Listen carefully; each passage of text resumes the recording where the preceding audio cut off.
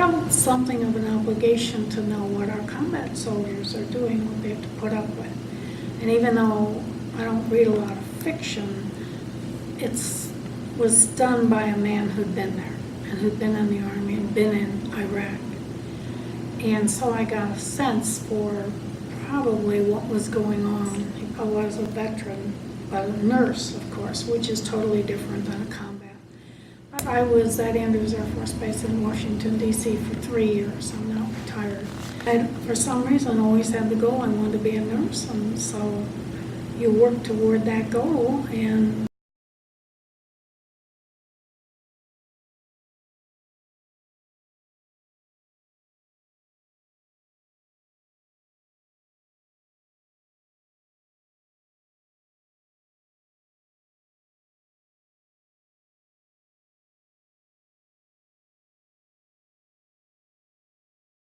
I wasn't in a war, although it is a struggle and you're trying to save lives.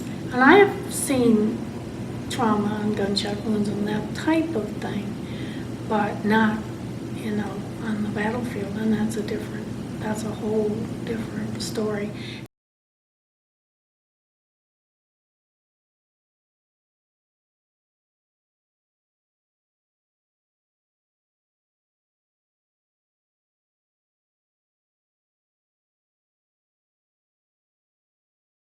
I think some people get dealt better cards than others in the shuffle. While I got some good cards, I got some that weren't so good. We were very poor in Cleveland, and that's tough. And it is hard because it lingers. It's like a shadow, and it lingers there. And you don't always talk about it because a lot of people don't understand. Well, they can't unless they've been there.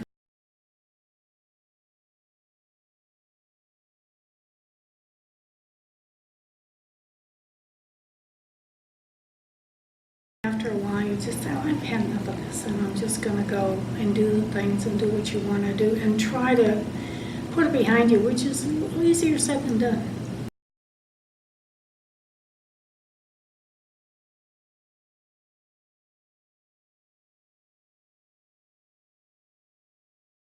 It does help if you have a goal. If there's something you want to do with your life and in your decisions or your destiny.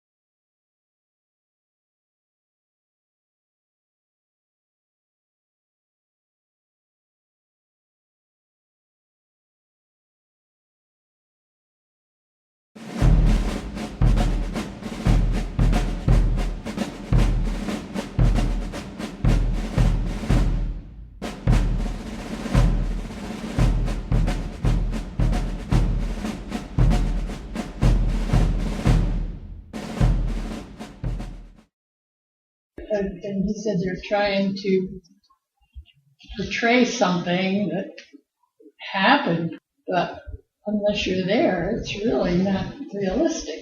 I'm curious that we were having lunch a couple days later with friends, and he was also in the Army.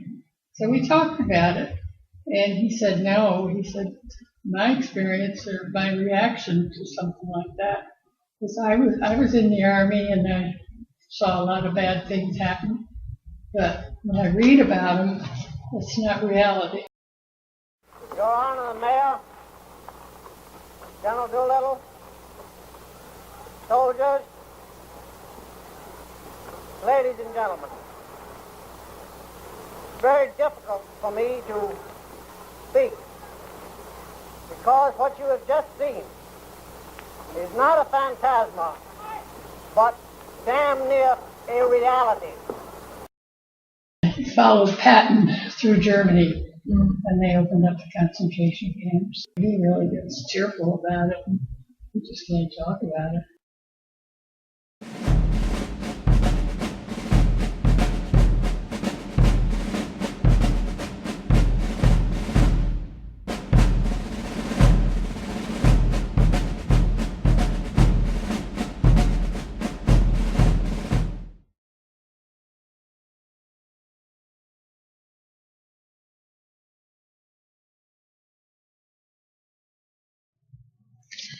The book I chose to read was The Yellowbirds by Kevin Powers. This story of war brings together two young men, an 18-year-old and a 21-year-old. In an ordinary life, they would probably choose not to be friends, but in this circumstance, they do everything humanly possible to save each other. While reading Yellowbirds by Kevin Powers, the powerful visual images and emotions that it portrayed brought back a time in my life when new friendships were found and lost, and emotions in reality were as raw as a wound. So matter of fact, one day my son said to me, "Mama, do they know yet if I'm going to live or die?" There was but one focus. Is he well enough to look through death's door and make his way back? One day we came home to a wonderful message on the machine, and it was from Dr. O'Neill, and she said that we found a savior in your daughter. She's a 6 out of 6 match for your son. I wrote to the family in April of 1997 regarding this picture. The flowers are perfect, they don't even look real. I had never thought about reality being too real before. Bartle refers to hyacinths, birds, and orchards in his book. These are the things that are real and true to him, that he can understand, unlike the killing and the downward spiral that Murph's mindset has taken. In The Yellowbirds, the Colonel snaps at Bartle and Murph. You may not do anything more important in your life, he says. This is how these parents felt in 1997 in regards to their children. One parent even said, I love you, my child, for all that you are and because of all that you have made me become. When Bartle returns home, nothing is the same. But he answers his mom, Yeah, Ma, I'm fine. I let the green blur of the trees along the highways and the sides of the roads lull me into some approximation of comfort.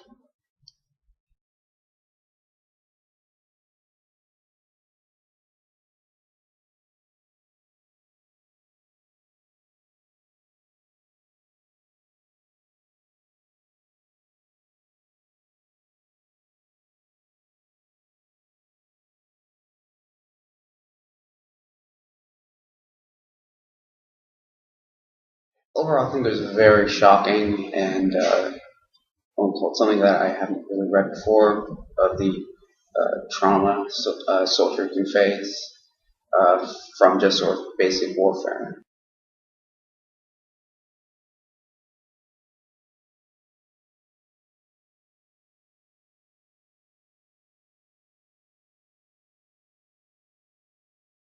Well, I think it's called hard for a lot of people to sort of get back to normal from a completely different world. I don't really see his actions as very, impressive or anything like that, but I definitely see his resilience.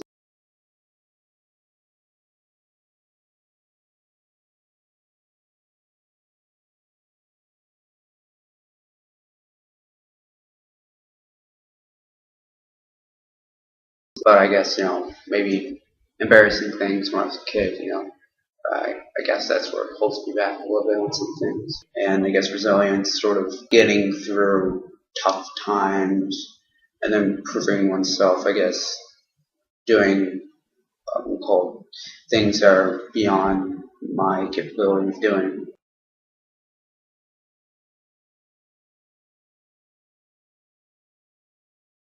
Not always. I think most of the time it doesn't. But I guess in the end, it sort of equals a small success.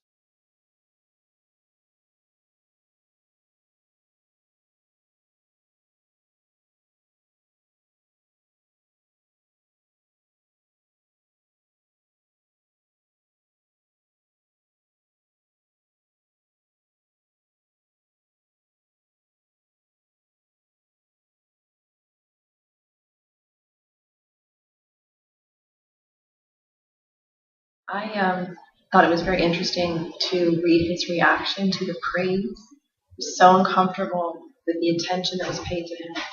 He seems to view himself as somebody who's gone through a transformation, and he has observed and engaged in incredible acts of violence.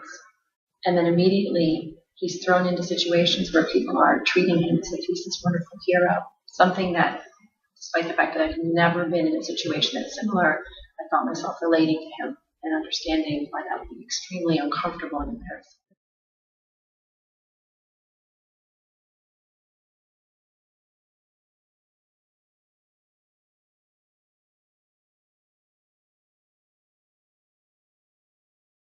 He has to deal with the fact that he has acted heroically by telling a lie and breaking the law, and that's very difficult because he has to keep that secret, and he's also being asked to tell the truth. And I think in his mind, the truth is so warped. Even what is the truth? What is the goodness in what we're doing? So he's isolated.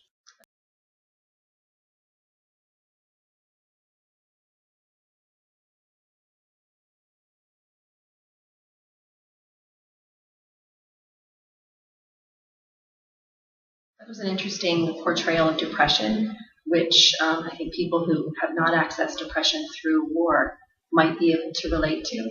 I think watching Bartle go through his depression reminds me of times when, I've personally dealt with loss.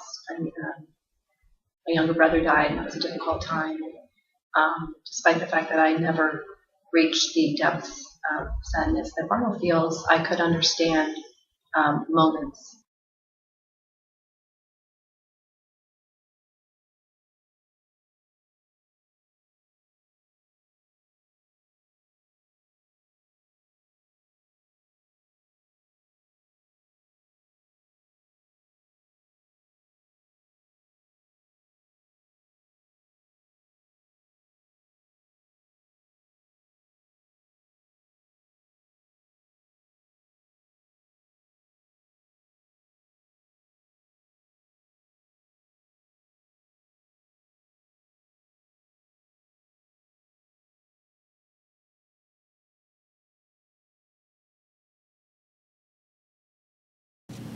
I was very inspired by LaJoe. She was the mother of Pharaoh and Lafayette in the book, and she had older children who were caught up in gang violence and other in drugs and other bad influences in the neighborhood. And she was very concerned that her other kids were going to grow up and also become involved in those activities. And I think she was very resilient, in particular because she was trying much harder with these kids to keep them on the right track, yet every time they walked out the door, she knew that they were encountering influences and violence and other people who were influencing them that were out of her control.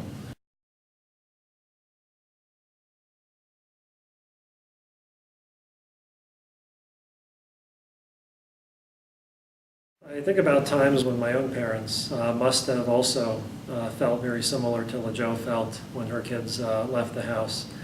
There were times when I would, as a young kid, would go outside to play with other kids in the neighborhood who weren't necessarily the best influences for me. And I know it probably caused my parents a lot of anxiety, wondering what kind of activities I could get involved with. I remember there was a time when one of my friends had actually shoplifted after we had gone into the store. And I came back and I told my mom what happened, and she's like, oh my gosh, stay away from him. But we ended up still hanging out together, and I think I ended up being a very positive influence for him, in fact.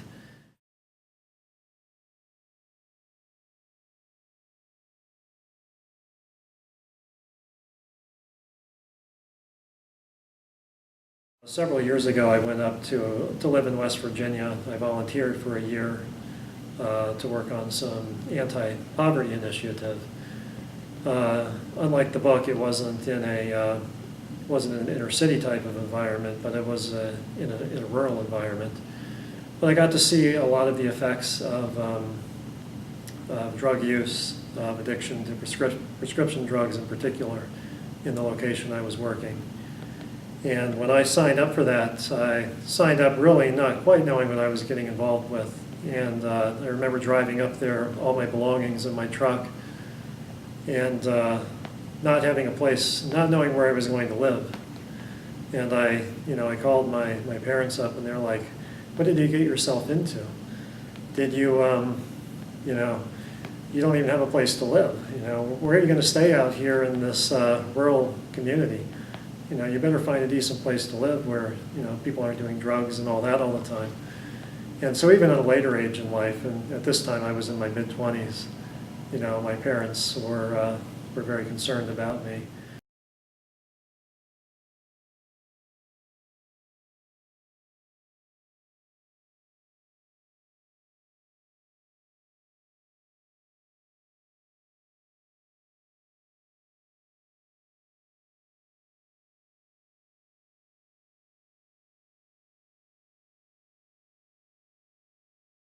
The thing that struck me the most, I have a stepdaughter, but I've never had children, is how LaJoe pretty much just gave up her entire life and any happiness, for herself. Every dime she got, every little spare inch of anything that she got, she gave to those boys.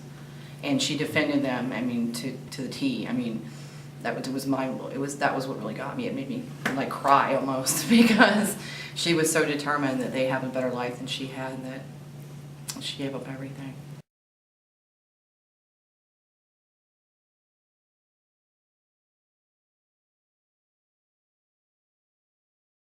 Because I just started imagining how that would be to do that, and I think people could take inspiration from her for that, because I don't think there's a lot of people in this world that would be that selfless. It makes people realize how fortunate we really are. When you think that you're having a bad day because your tire went flat or your rent's late, or you didn't get the right shake at McDonald's or something, and then you think about this, it really puts it in perspective.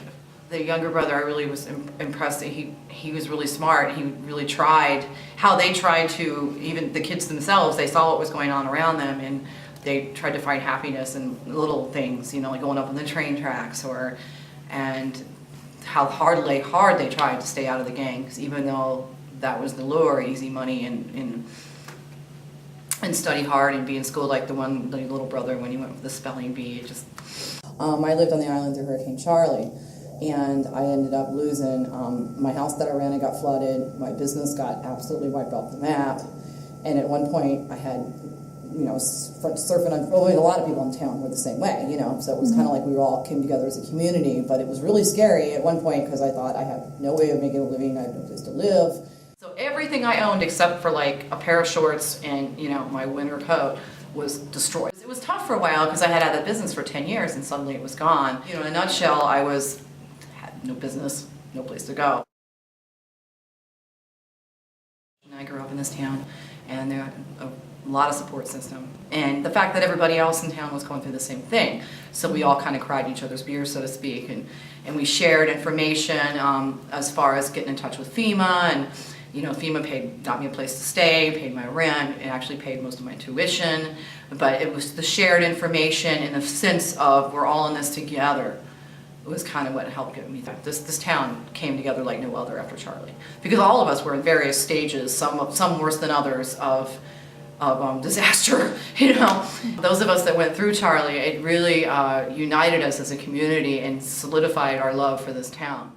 The year later when Katrina hit, everybody here, we had benefits and and fundraisers, even though we were all still just barely getting out from under our own thing. What Katrina did to New Orleans was 1,000 times worse than what Charlie did to this town. So it really kind of gave us empathy for people that went through something like that, because we'd all gone through it. When something like that happens, you find out what's inside of you and what you need to take to go on. So, but it was almost like when one door closes, another one opens.